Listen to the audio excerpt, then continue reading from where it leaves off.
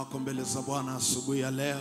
Mwambie Bwana unamhitaji kwa namna ya tofauti na kwa namna ya ajabu.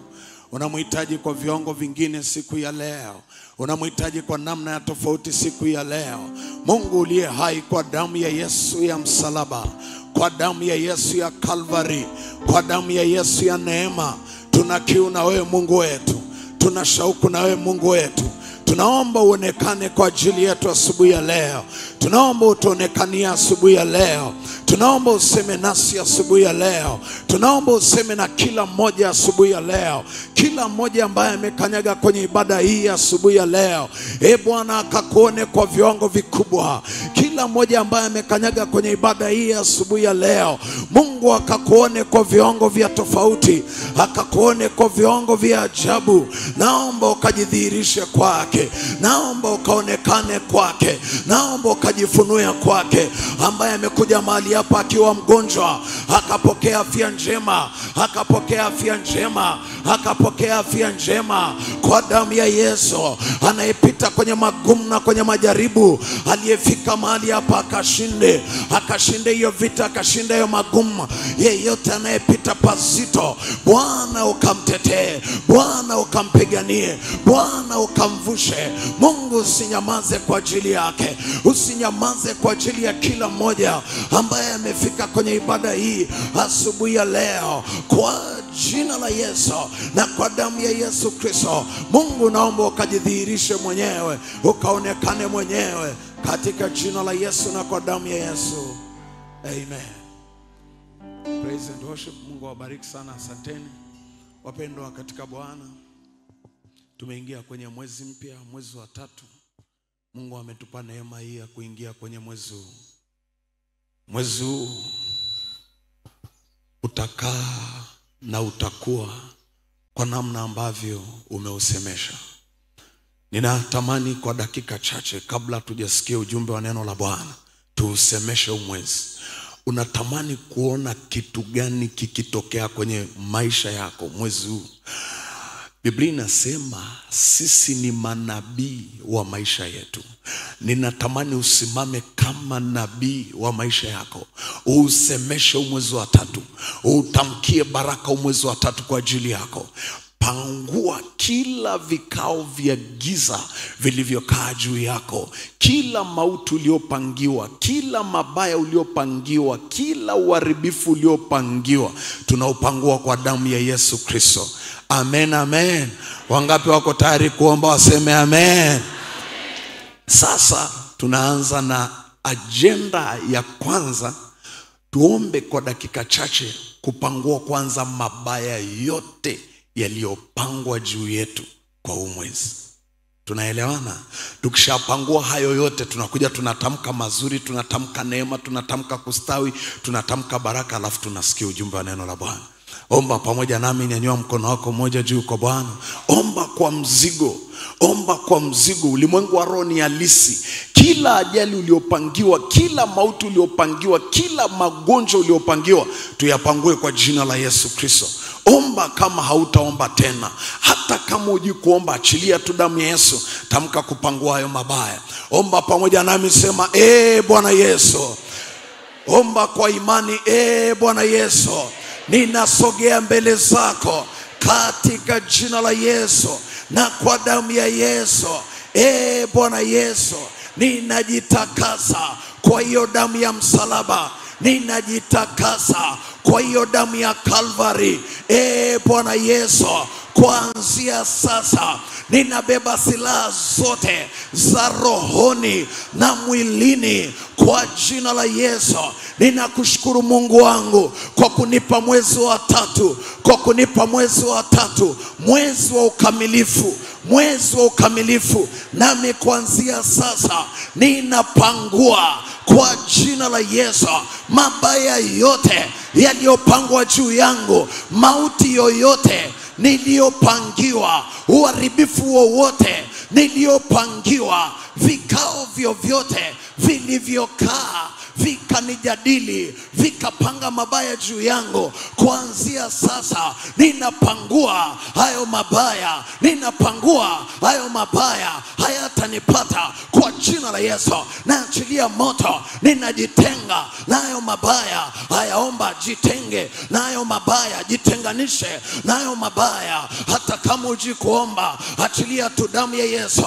Tamka ya kwamba unajitenga na mabaya yote, mabaya ya kila namna, mabaya ya kila jinsi waliokupangia, waliopanga juu yako. Yapangua hayo mabaya, pangua hayo mabaya, pangua hayo mabaya. Neno la Bwana linasema jitengeni na ubaya wa kila namna. Achilia damu ya Yesu, omba kwa damu ya Yesu, omba kwa damu ya Yesu. Mabaya yote waliokupangia kwa mwezi wa 3, mabaya yote yaliyokusudiwa juu yako kwa mwezi wa 3, kwa mwezi wa 3, achilia damu ya Yesu, achilia damu ya Yesu, achilia damu ya Yesu. Pangua hayo mabaya, pangua hayo mabaya, pangua hayo mabaya kwa damu ya Yesu. Tamka ya kwamba mabaya hayatakupata, hayatakupata, hayatakupata. Vikao vya giza, vikao vya kipepo vilivyokaa na vilivyoongozwa na maadui zako kukupangia mabaya, kukupangia mabaya. Simama kwenye zamu yako, simama kwenye zamu yako. Pangua, pangua, pangua, pangua kwa damu ya Yesu. Mabaya mengine yametolewa sadaka, mabaya mengine yamepandiwa mbegu ya sadaka. Pangua hayo mabaya, pangua hayo mabaya. Tunalipa hizo sadaka zilizotolewa ili tupatwe na mabaya. Tunalipa kwa damu ya Yesu, tunalipa kwa damu ya Yesu, tunalipa kwa damu ya Yesu, tunalipa kwa damu ya Yesu. Kila mauti waliotupangia, mauti ya afya, mauti kazini, mauti kwenye familia, mauti kwenye maisha yangu, pangua, pangua, pangua. Roho za mauti, roho za mauti, roho za mauti mwezi wa 3, pangua, pangua, pangua, pangua, pangua. Neno la Bwana linasema maombi ya mwenye haki yafaa kiomba kwa bidii. Wasaidieni watu wanaoanguka hapo kwa damu ya Yesu, kwa damu ya Yesu. Fire, fire, fire, fire. Kuna mtu ameanguka hapo, msaidieni. Kuna mtu ameanguka hapo kwa jina la Yesu, kwa jina la Yesu. Roho za giza achia, mauti ya kila namna, mauti ya kila aina iliyosimama kwenye maisha yako, kwenye ulimwengu wa roho. Pangua hizo roho za mauti, pangua hizo roho za mauti. Rapakoria basaka, rapashaka rawasi. Embo weka mkono wako kichwani, weka mkono wako kichwani, shika tu hapo kwenye kichwa, shika tu hapo kwenye kichwa. Roho Mtakatifu ananisemesha kitu hapa.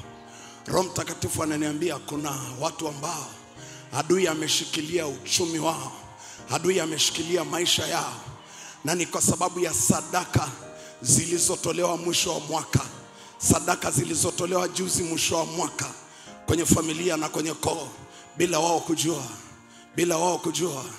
Kwa hiyo kuna roho za giza zimewashikilia. Huo moto utapita. Pepo lolote lililoshikilia uchumi, lililoshikilia uchumi litaachia. Hebu sema Bwana Yesu. Funga tu macho yako, omba kwa imani.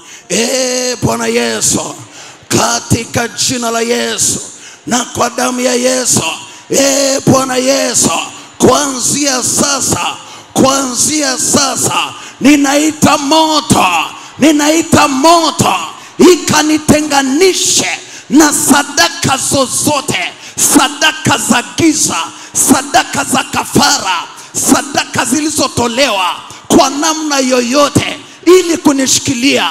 Kuanzia sasa hizo roho za giza ziniachie, ziniachie. Naita moto, naita moto. Ndio, katika jina la Yesu naita moto, naita moto paka kule mwisho, paka pale katikati, paka hapa mwanzo. Napitisha moto, napitisha moto. Roho za giza kamatwa, kamatwa, kamatwa, kamatwa. Mapepo kamatwa, roho za kichawi kamatwa, kamatwa, kamatwa, kamatwa. Napitisha msako, malaika wapite, malaika wapite, malaika wapite. Hakuna pepo atakayejificha, hakuna pepo atakayekaa kaa mahali. Hakuna pepo atakayejificha. Napitisha moto, napitisha moto, napitisha fire.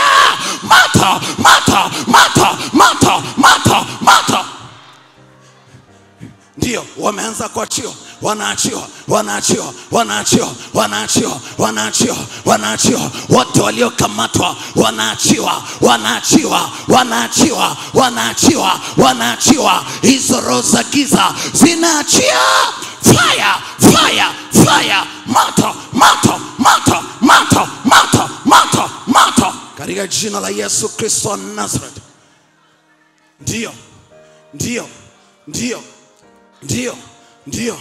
Roho Mtakatifu pita, Roho Mtakatifu pita, Roho Mtakatifu pita, Roho Mtakatifu pita, Roho Mtakatifu pita, Roho Mtakatifu pita. Haya, tumemaliza hilo zoezi la kwanza. Nyanyua mikono yako, tunyoosha mikono. Nyosha mikono kidogo. Nyosha mikono kidogo. Nyosha mikono kidogo. Hapa nataka tupitishe moto. Watu ambao mikono yao imekamatwa ili isishike. Watu ambao mikono yao imekamatwa ili kila wanachokifanya kisiongezeke. Watu ambao mikono yao imekamatwa ili waishie kwenye madeni, ili waishie kwenye madeni yasiyolipika. Watu ambao mikono yao imekamatwa ili wasipate kiuchumi. Ndio tunakwenda kushughulika na hiyo agenda sasa. Utaona tu waliokamatwa mikono yao itakavyocheza na Mungu atakavyowasaidia kutoka mahali. Omba ya maombi kwa mzigo ili mwezi wa 3 ukashike, ukamiliki na kutawala. Hiyo ndo agenda yetu ya mwisho. Hiyo ndo agenda yetu ya mwisho ili tuweze kutamka baraka na kuingia kwenye somo. Jesus, Jesus. Nyanyua tu mikono yako hivyo. Jesus, Jesus. Funga tu macho yako kwa imani. Hebu sema, Bwana Yesu. Bwana Yesu. Ninaita damu ya Yesu iliyotoka kwenye mikono ya Yesu, iliyotoka kwenye mikono ya Yesu. Baada ya Yesu kugongelewa misumari mikononi, kugongelewa misumari mikononi, nami kuanzia sasa naita damu ya Yesu ipite kwenye mikono yangu. Naita damu ya Yesu ipite kwenye mikono yangu. Roho ya giza iliyokaa kwenye mikono yangu iniachie, iniachie. Naachilia moto kwenye roho ya giza yoyote iliyokamata mikono yangu, iliyokamata mikono yangu, iliyokamata mikono yangu. Huu ni mwanzo wa mwezi. Omba, achilia damu ya Yesu kwenye mikono yako. Achilia damu ya Yesu kwenye mikono yako. Achilia damu ya Yesu kwenye mikono yako. Kuna watu wanaachiwa, kuna watu wanaachiwa, kuna watu wanafunguliwa hapa, kuna watu wanainuka, kuna watu wanapenya, kuna watu mikono yao inaachiwa, inaachiwa, inaachiwa, inaachiwa. Kuna mtu mikono yake imeshikiliwa kaburini, imeshikiliwa kaburini. Hiyo mikono inatoka, inatoka kwenye hilo kaburi, inatoka kwenye hilo kaburi, inatoka kwenye hilo kaburi. Yeyote ambaye mikono yake imekamatwa, mikono yake imeshikiliwa, ninaamuru kuanzia sasa, ninaamuru kuanzia sasa, moto upite, moto upite, moto upite mpaka kule mwisho. Naachilia moto mpaka hapo katikati, naachilia moto mpaka hapo mwanzoni, naachilia moto. Fire, moto, fire, fire, fire, fire. Roho za giza hazitaweza kuvumilia moto, hazitaweza kuvumilia moto. Kuna watu wanaachiwa, kuna watu wanaachiwa, kuna watu wanaachiwa, kuna watu wanaachiwa, kuna watu wanaachiwa. Roho za giza, piga kila chia, fire, toka, toka chia. Hakuna pepo litakaloweza kuvumilia moto, hakuna pepo litakaloweza kuvumilia moto. Moto, moto, moto, fire, moto damu ya Yesu, moto damu ya Yesu, moto damu ya Yesu, moto damu ya Yesu, moto damu ya Yesu, moto damu ya Yesu, moto damu ya Yesu. Kila mahali mpaka kule mwisho, mpaka hapo katikati, mpaka huko mwanzoni. Fire, fire, fire, fire, fire. Roho za giza, achia mikono ya watu, achia mikono ya watu, achia mikono ya watu, achia mikono ya watu, achia mikono ya watu. Fire, fire. Hakuna pepo litakalovumilia moto, hakuna pepo litakalovumilia moto. Wanakamatwa, wanakamatwa, wanakamatwa, wanakamatwa, wanakamatwa, wanakamatwa, wanakamatwa, wanakamatwa, wanakamatwa. Fire, fire, fire, fire, fire. Jesus, Jesus. Yesu asante, Yesu asante, Yesu asante. Anza kutamkia mwezi wako wa 3 baraka. Tamka baraka juu ya mwezi wa tatu. Tamka neema juu ya mwezi wa tatu. Tamka kwamba mwezi wa tatu kwako utainuliwa. Tamka ya kwamba biashara yako itaongezeka mwezi wa tatu. Tamka ya kwamba utakuwa na amani mwezi wa tatu. Tamka ya kwamba utainuka mwezi wa tatu. Tamka ya kwamba utamaliza hayo madeni mwezi wa tatu. Tamka ya kwamba utapata kazi mwezi wa tatu. Tamka ya kwamba utastawi tena mwezi wa tatu. Tamka ya kwamba ulivyokosa mwezi wa pili na mwezi wa kwanza utavipata mwezi wa tatu. Mwezi wa tatu utakuwa mwezi wa neema. Mwezi wa tatu utakuwa mwezi wa ukamilifu. Kila baraka yangu itakamilika. Kila neema yangu itakamilika. Kila kilichokusudiwa juu yangu nitakipokea kwa ukamilifu. Nitakipokea kwa ukamilifu. Mwezi wa tatu pokea baraka za Bwana. Mwezi wa tatu umebarikiwa kwa ajili yetu. Mwezi wa tatu umebarikiwa kwa ajili yetu. Mwezi wa tatu umebarikiwa kwa ajili yetu. Mwezi wa tatu umebarikiwa kwa ajili yetu. Tunausemesha mwezi wa tatu kwenye hii madhabahu. Mwezi wa tatu kwenye hii madhabahu. Mwezi wa tatu kwenye hii madhabahu ya kwamba umebarikiwa. Mwezi wa tatu tutainuka. Mwezi wa tatu tutastawi. Mwezi wa tatu tutapata kila kilicho chetu kwa ukamilifu. Tamka ya kwamba kila neema iliyokusudiwa juu yako mwezi wa tatu ukaipate. Kila baraka iliyokusudiwa juu yako mwezi wa tatu ukaipate. Kila neema iliyokusudiwa juu yako mwezi wa tatu ukaipate. Katika jina la Yesu na kwa damu ya Yesu. Mungu uliye hai, tuko tayari kukusikiliza sasa. Tunaomba utuhudumie kama upendavyo, kama utakavyo, sawa sawa na mapenzi yako, kama ulivyokusudia, kama unavyotaka, katika jina la Yesu na kwa damu ya Yesu. Tumepokea yote tulioyaomba kwa imani. Wanaoamini ya kwamba waliomba yamejibiwa, wampe Bwana Yesu makofi. Ongeza na vigelegele. Ongeza na vigelegele kwa ajili ya Bwana. Ongeza makofi kwa ajili ya Bwana Yesu. Yeye anastahili sifa yako. Yeye anastahili heshima kutoka kwako. Yeye anastahili utukufu. Yeye anastahili enzi. Ongeza tena kwa ajili ya Bwana Yesu.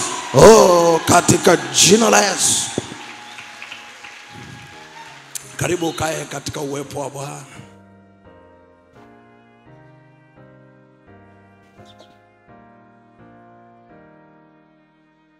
Jina la Bwana libarikiwe. Bwana Yesu asifiwe. Washindi walioko hapa, haleluya. Waliovushwa na Bwana mwezi wa pili kuingia mwezi wa tatu, haleluya. Wanaosema sisi ndio wale tunaosaidiwa na Bwana, haleluya. Wanaosema sisi ndio wale tunaopiganiwa na Bwana, haleluya. Wanaosema sisi ndio wale tutakaotunzwa mwezi wa tatu wote, haleluya. Wanaosema sisi ndio wale tutakaopokea baraka zetu kwa ukamilifu mwezi wa tatu, haleluya. Ongeza makofi kwa Bwana Yesu.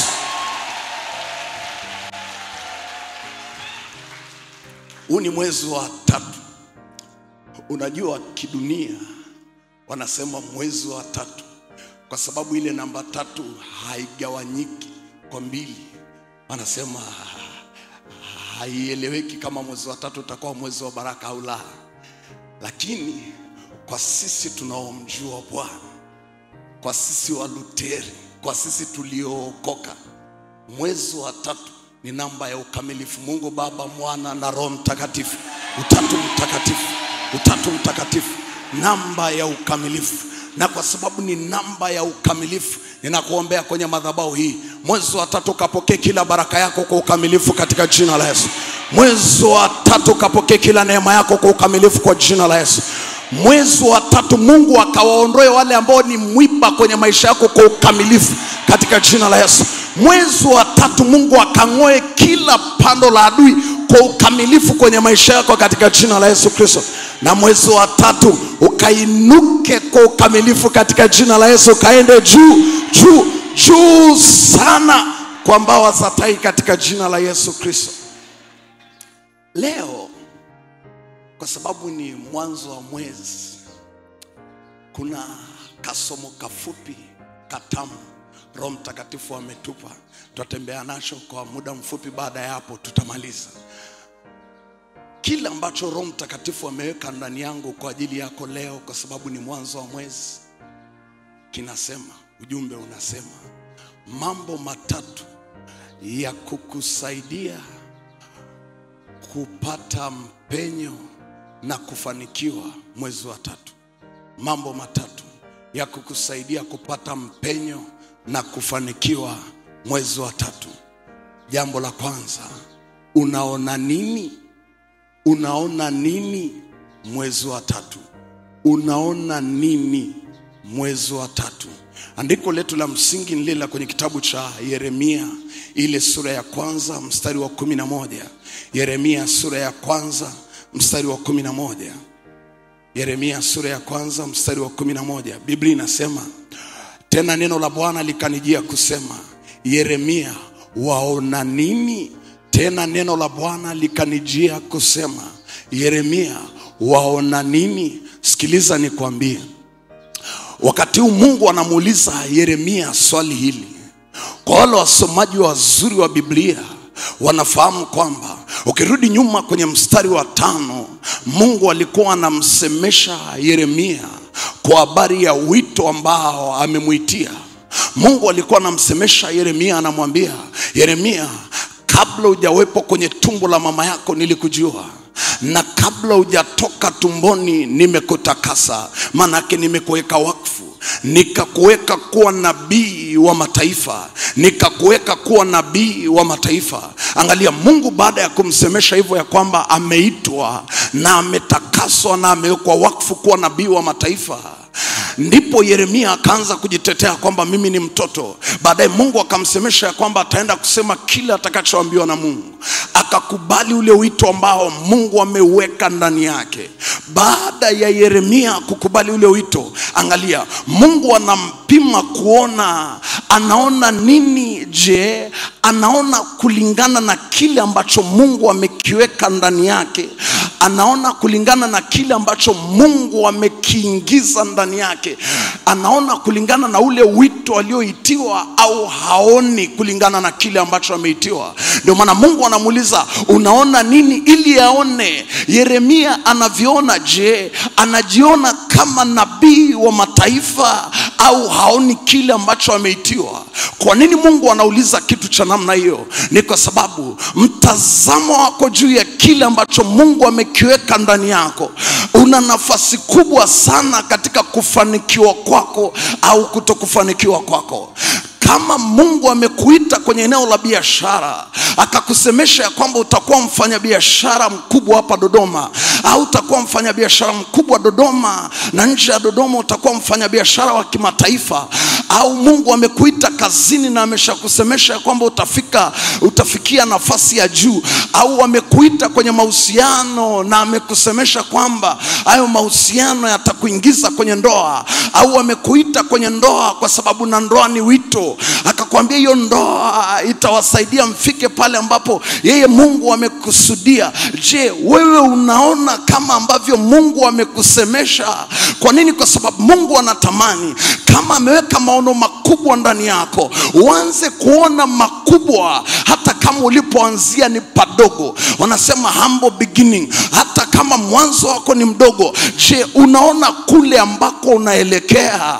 Kwa sababu mwanzo mdogo haimaanishi kwamba hautafika pale ambapo Mungu anataka ufike. Mwanzo mdogo ni mwanzo tu. Mungu anakutengenezea mazingira ya kukukomaza kwa ajili ya kukufikisha pale ambapo amekusudia. Ila unaona nini sasa hivi juu ya hicho ambacho unakifanya? Maana kuna watu ambao wao siku zote wanaona tu mabaya. Ndani yao kumejaa negativity, ndani yao kumejaa mabaya. Anaona tu mabaya kwenye mahusiano, anaona mabaya kwenye ndoa, anaona tu ubaya kwenye biashara. Haoni kama biashara yake itainuka, haoni kama biashara yake itaongezeka tena, haoni kama kazini anaweza akainuka tena, haoni kama anaweza akainuka mahali. Leo ninakuambia kwenye hii madhabahu, kuanzia sasa hivi anza kuona kuinuka katika jina la Yesu Kristo. Anza kuona kustawi kwako katika jina la Yesu. Anza kuona kwamba utafika kwenye Kanani yako ambayo umepangiwa katika jina la Yesu. Mwanzo mdogo hautakuzuia kufika kwenye Kanani yako. Mwanzo mdogo hautakuzuia kufika pale ambapo Mungu anataka. Kikubwa, ona mpenyo, ona kuinuka hata kama uko kwenye vita, usione kuishia kwenye hiyo vita, ona kushinda katika jina la Yesu, na wewe utashinda. Hata kama uko kwenye majaribu, usione kama utaishia kwenye hayo majaribu, ona kwamba utashinda kwenye hayo majaribu katika jina la Yesu. Washindi walioko hapo waseme amen, amen. Sema amen, amen.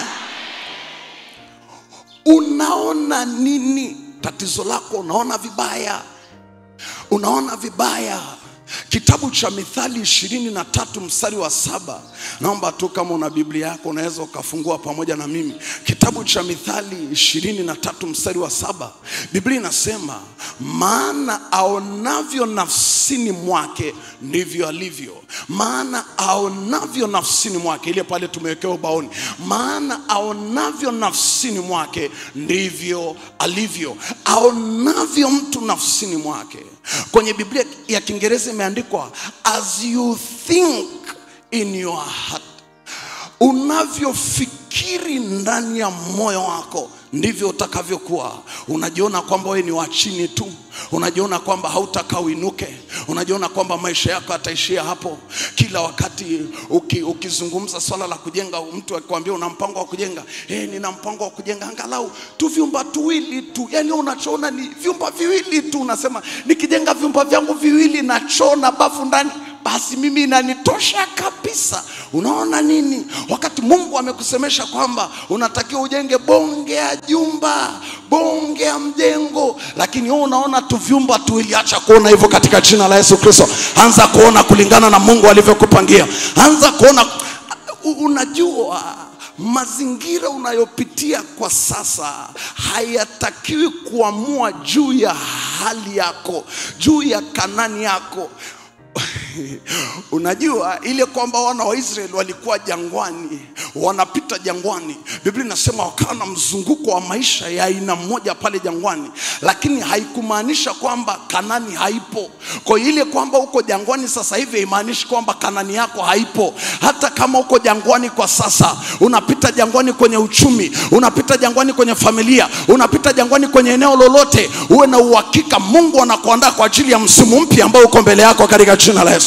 Mungu anakuandaa kwa ajili ya neema mpya ambayo iko mbele yako katika jina la Yesu. Kwa hiyo hata kama uko jangwani, usikubali maisha ya jangwani ya kufanya usione Kanani yako. Hata kama uko jangwani, sema maisha ya jangwani ni ya muda tu. Naelekea Kanani katika jina la Yesu. Naelekea Kanani katika jina la Yesu. Naelekea Kanani katika jina la Yesu. Wangapi walioko hapa wanaosema naenda Kanani yangu, naenda Kanani yangu, naenda Kanani yangu, naenda Kanani yangu? Ninakuombea kwenye madhabahu hii kwa jina la Yesu, uende Kanani yako katika jina la Yesu Kristo. Wacha Mungu akupeleke Kanani yako kwa damu ya Yesu. Sema amen, amen.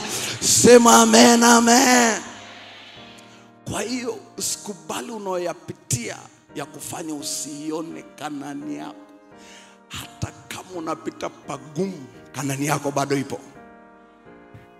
Ile kwamba umekutana na bahari ya Shamu, mbele huoni kama utavuka, haimaanishi kwamba hapo kwenye bahari ya Shamu ndio mwisho. Uwe na uhakika yuko Mungu anayegawanyaga bahari ya Shamu. Liko neno moja tu ambalo ukilitamka kwamba katika jina la Yesu, hapa mbele yangu naona bahari ya Shamu kwenye biashara.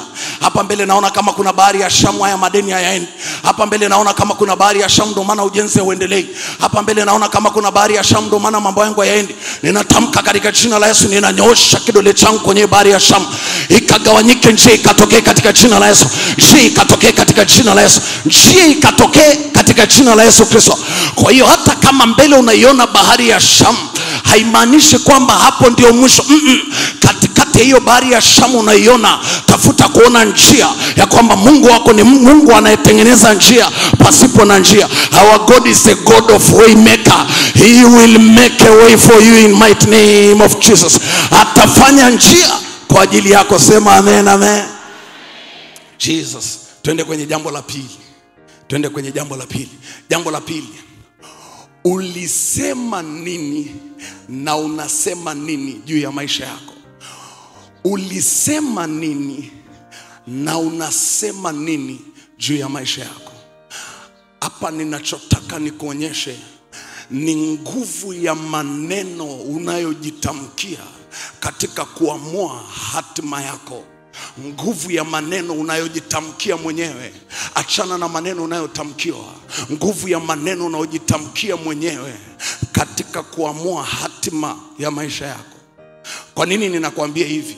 Ninakuambia hivi kwa sababu ukisoma Biblia utagundua kwamba maneno tunayojitamkia, kila neno unalojitamkia limebeba roho nyuma yake. Limebeba roho nyuma yake. Hivyo ndivyo Biblia inavyotuambia.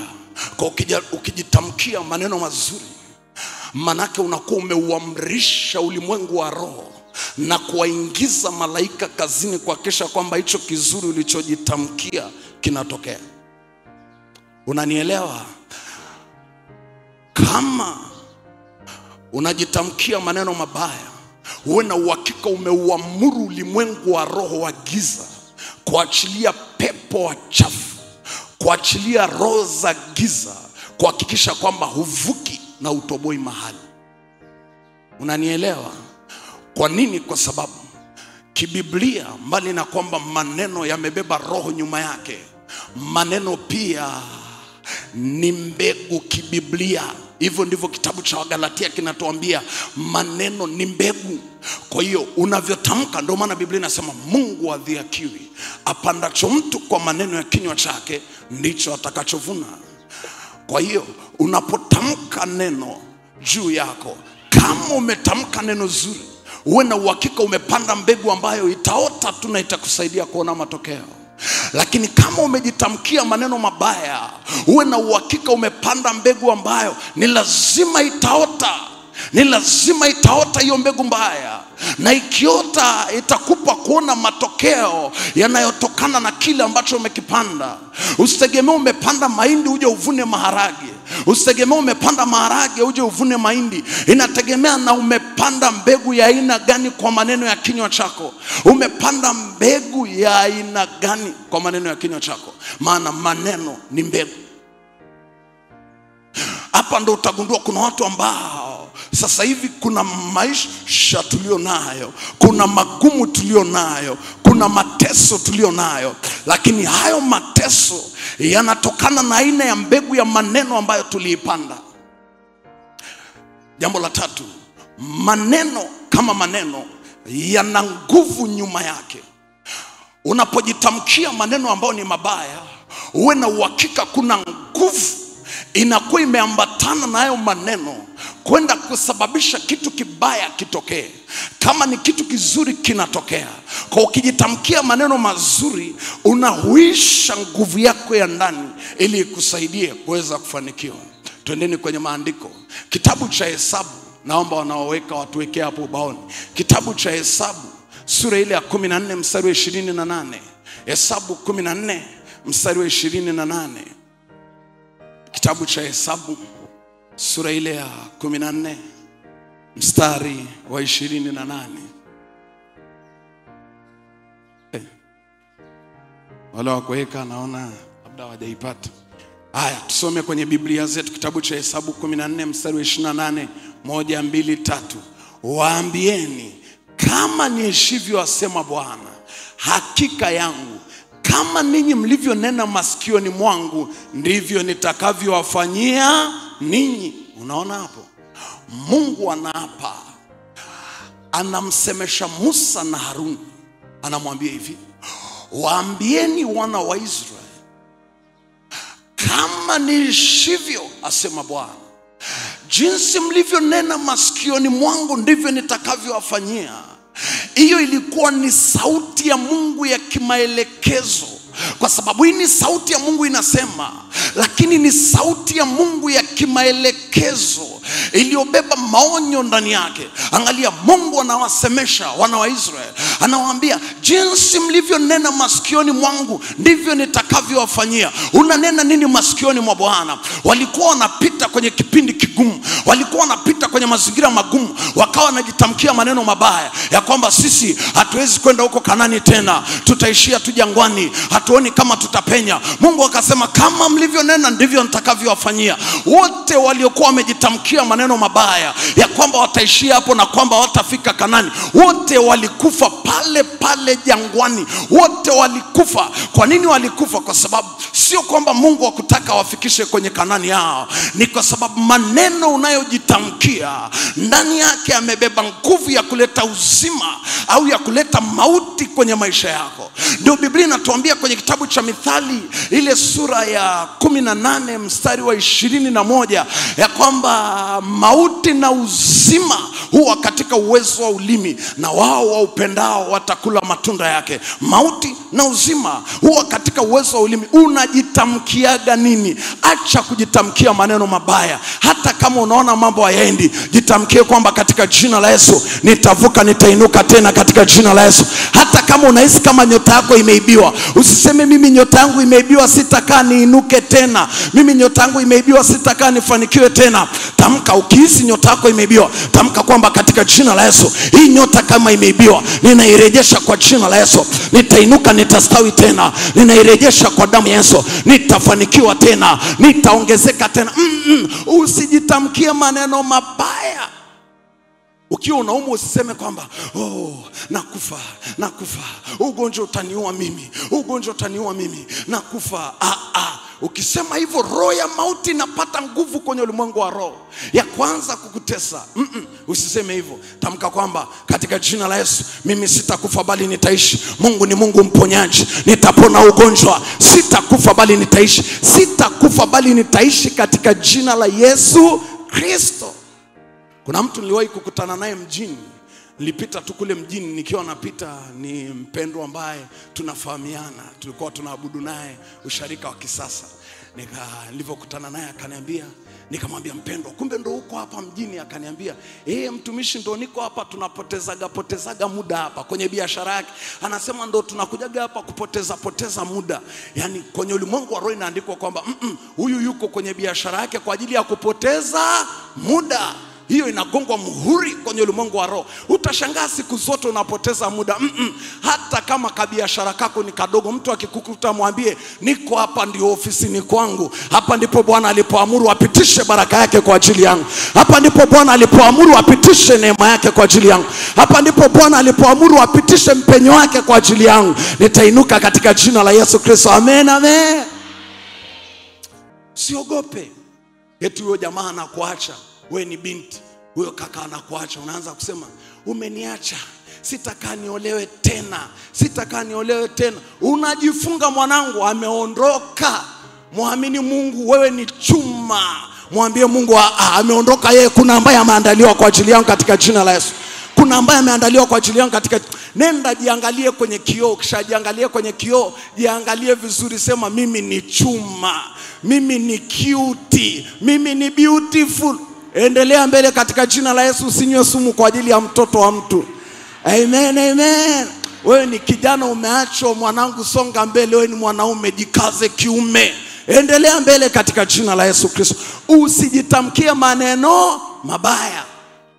Watu wengi waga mkiwa mnajenga, mtu akikuta unajenga unasema ndo napambana tu hapa. Si unajua ujenzi ya uishagi, mama Neema, ujenzi ya uishagi. Unatamka ujenzi ya uishagi. Ile umetamka ujenzi ya uishagi, kuna maroho kwenye ulimwengu wa roho yanaenda kusimama kwamba huyu anaamini ujenzi ya uishagi.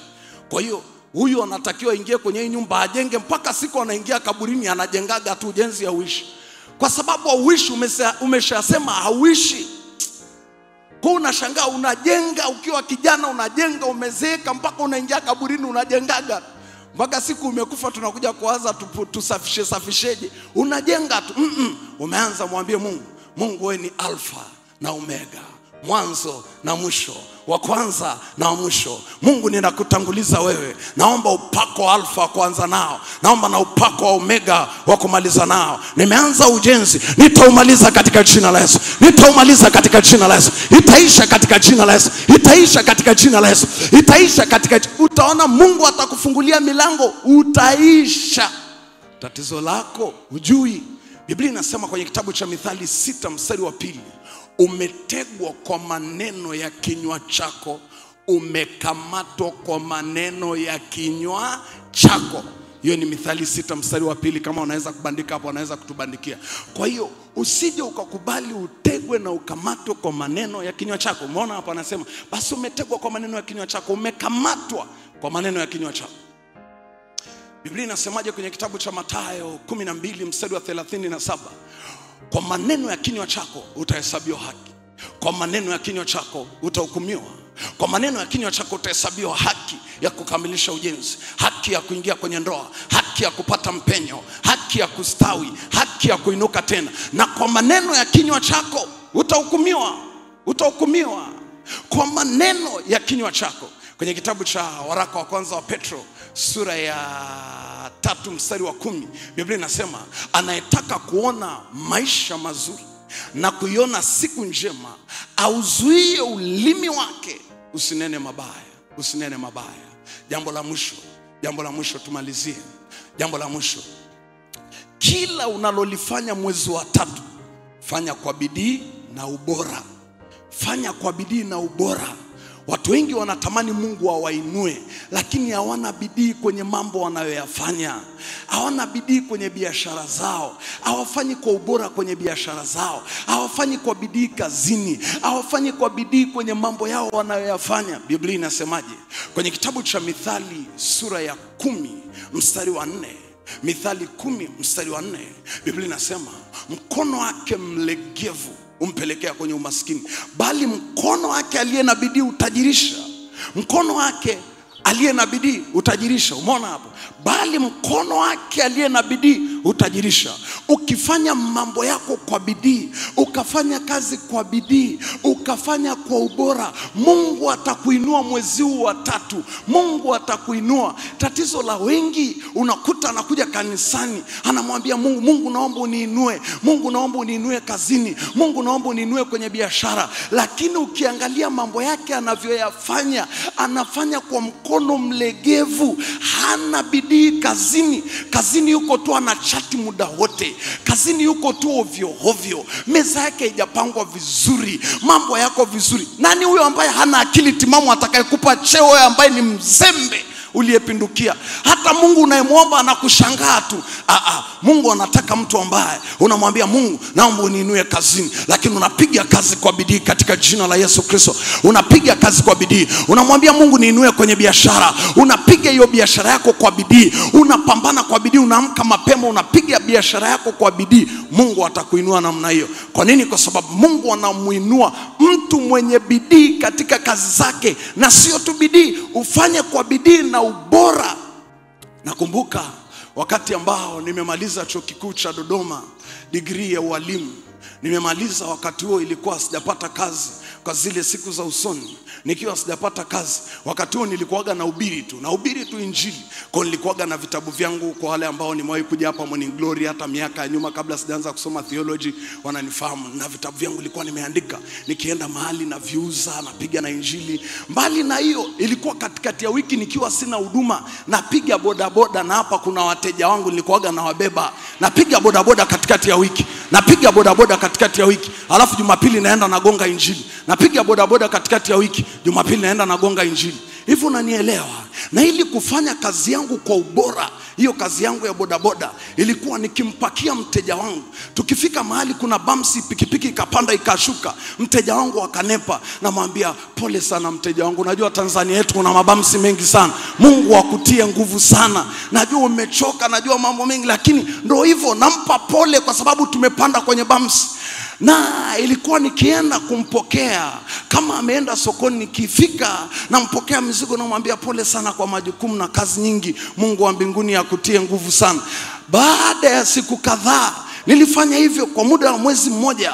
Baada ya kipindi fulani hivi cha wakati, wale wateja wangu ilikuwa si watafuti tena, wananitafuta wenyewe, maana kila mtu anaenjoy jinsi ninavyoongea naye, kila mtu anaenjoy jinsi ninavyomhudumia. Alafu ilikuwa tu sifanyi, nilikuwa mimi sio bodaboda mchafu, najipulizia perfume, nagonga koti yangu safi, nagonga na kiatu changu kizuri,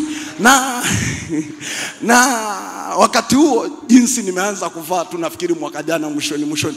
Wakati huo tumekuzwa kwenye familia ya kiinjilisti, tunagonga mavitambaa. Kwa hiyo nimegonga kitambaa changu hapo, suruali yangu ya kitambaa na kafoengo kidogo nimetumbukiza, nimegonga na koti yangu nzuri, nimejipulizia na perfume. Ukiwa hapo nyuma, na napulizia nyingi sana hapo, ukiwa hapo nyuma unasikia tunanukia. Mwanangu, utakuja tu kuniungisha tena. Hiyo inaitwa nini? Kufanya kwa ubunifu na kwa ubora, ili wateja wako wakutafuta. Acha uzembe.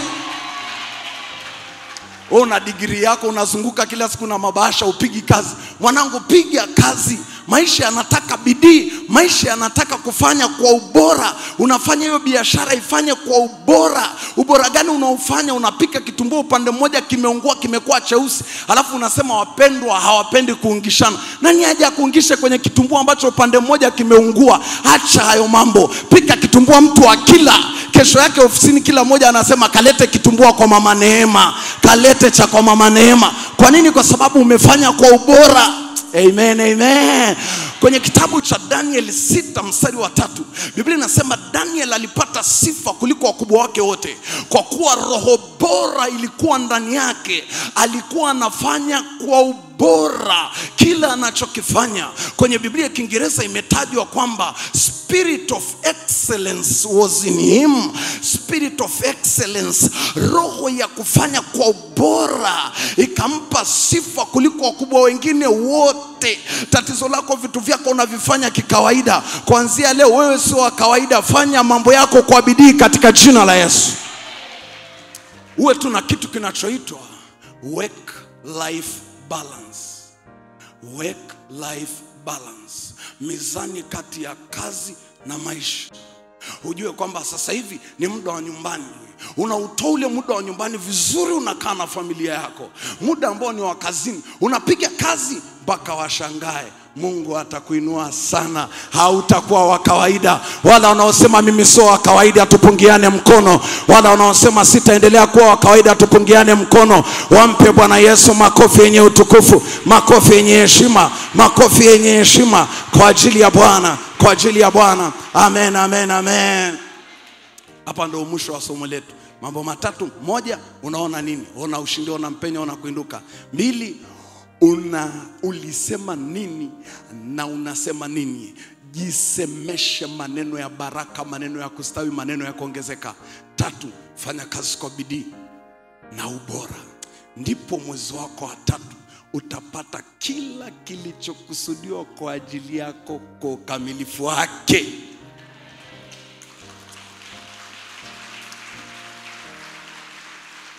Shika moyo wako, sema Bwana Yesu, ninakushukuru kwa upendo wako na neema yako.